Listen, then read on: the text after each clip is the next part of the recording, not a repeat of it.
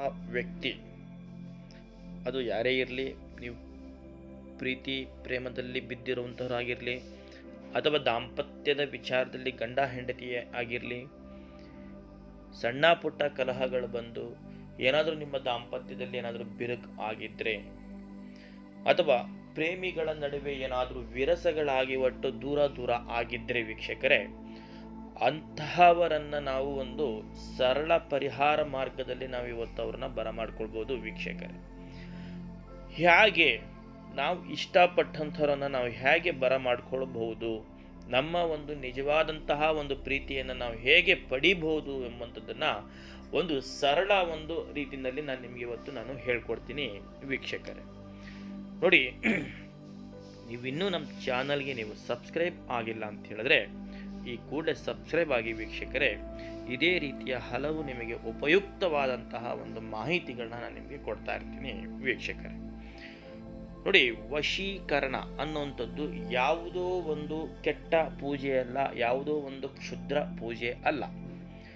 ಇದು ಒಂದು ನಾನು ನಿಮಗೆ ಇವತ್ತು ತಿಳಿಸ್ಕೊಡ್ತಾ ಇರೋಂಥದ್ದು ಇದು ಒಂದು ಸರಳವಾದಂತಹ ಒಂದು ಕುಡ್ಲದ ವಿಧಾನ. ಅಂದರೆ ದಕ್ಷಿಣ ಕನ್ನಡದ ಭಾಗದಲ್ಲಿ ಹೆಚ್ಚು ವಿಚಾರದಲ್ಲಿ ಇರುವಂತಹ ಈ ಒಂದು ಸಂಗತಿಯನ್ನು ನಾನು ನಿಮಗೆ ಹೇಳ್ಕೊಡ್ತೀನಿ. ಇಷ್ಟಪಟ್ಟವರನ್ನ ನಾವು ಯಾವುದೇ ಒಂದು ಕಿರಿಕಿರಿ ಇಲ್ಲದ ಹಾಗೆ ಅವ್ರನ್ನ ಸರಳವಾಗಿ ನಮ್ಮ ಒಂದು ಹತೋಟಿಗೆ ತೆಗೆದುಕೊಳ್ಳಿಕ್ಕೆ ಇದೊಂದು ಪರಿಹಾರ ಮಾರ್ಗ ಅಂತ ಹೇಳಿದ್ರೆ ಈ ಒಂದು ಸರಳವಾದಂತಹ ಒಂದು ತಂತ್ರ. ನೋಡಿ, ಬರೇ ಕೇವಲ ಈ ಒಂದು 3 ಶಬ್ದ ನಾನು ನಿಮ್ಗೆ ಹೇಳ್ತಾ ಇದ್ದೀನಿ ಕೇಳಿ. ಬರೇ ಕೇವಲ ಈ ಒಂದು 3 ಶಬ್ದ ಯಾವುದಪ್ಪ ಈ 3 ಶಬ್ದಗಳಂತ ಹೇಳಿದ್ರೆ ಮನಂ ಇಚ್ಛಾ ವಶಂ.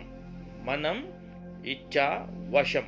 ಕೇವಲ ಈ 3 ಶಬ್ದದಿಂದ ನಾವು ಇಷ್ಟಪಟ್ಟಂತಹ ವ್ಯಕ್ತಿಯನ್ನು ನಾವು ನಮ್ಮ ಹತ್ರ ಬರಮಾಡ್ಕೊಳ್ಬೋದು ವೀಕ್ಷಕರೇ. ಅದು ಹೇಗೆ ಅನ್ನೋಂಥದ್ದನ್ನು ನಾನು ನಿಮಗೆ ತಿಳಿಸ್ಕೊಡ್ತೀನಿ. ನೋಡಿ, ಈ ಸರಳವಾದಂತಹ ಒಂದು ತಂತ್ರವನ್ನು ನಿಮಗೆ ಮಾಡಲಿಕ್ಕೆ ಬೇಕಾಗಿರುವಂಥದ್ದು 5 ಅರಳಿ ಮರದ ಎಲೆಯನ್ನು ತೆಗೆದುಕೊಳ್ಳಿ. ಆಯಿತಾ? 5 ಅರಳಿ ಮರದ ಎಲೆಯನ್ನು ತೆಗೆದುಕೊಂಡು ನೀವು ಬುಧವಾರ ದಿನ, ಅಂದರೆ ಇವತ್ತಿನ ದಿನ ಬುಧವಾರ ದಿನ ಏನಿದೆ, ಆ ಬುಧವಾರದ ದಿನ ನೀವು ರಾತ್ರಿ ಹೊತ್ತು ನೀವು ಮಲಗುವುದಕ್ಕಿಂತ ಮುಂಚಿತವಾಗಿ ನೀವು ಈ 5 ಅರಳಿ ಮರದ ಎಲೆಯನ್ನು ತೆಗೆದುಕೊಂಡು ಆ 5 ಅರಳಿ ಮರದ ಎಲೆಯ ಮೇಲ್ಭಾಗದಲ್ಲಿ ನೀವು ಮನಂ ಇಚ್ಛಾ ವಶಂ ಅನ್ನಂತಹ ಈ 3 ಶಬ್ದವನ್ನು ನೀವು ಬರೀರಿ. ಆಯ್ತಾ? ಈ 3 ಶಬ್ದವನ್ನು ನೀವು 5 ಅರಳಿ ಮರದ ಎಲೆಗಳ ಮೇಲೆ ಬರೆದುಬಿಟ್ಟು ನೀವು ವೀಕ್ಷಕರೇ, ಆ ಅರಳಿ ಮರದ ಎಲೆಗಳನ್ನು ನೀವು ನಿಮ್ಮ ಮಲಗುವಂತಹ ಒಂದು ತಲೆಯ ದಿಂಬಿನ ಕೆಳಭಾಗದಲ್ಲಿ ನೀವು ಇಟ್ಕೊಂಡು ಪೂರ್ತಿಯಾಗಿ ಆವತ್ತು ದಿನ ಮಲಗಿ. ಆಯ್ತಾ?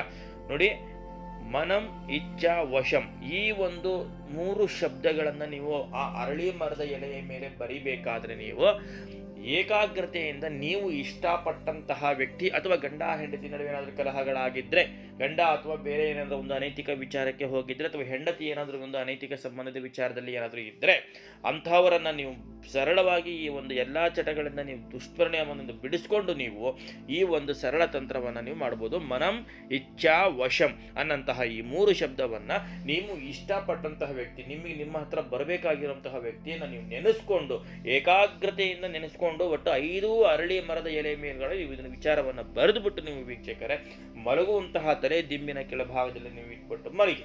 ಆಯ್ತಾ?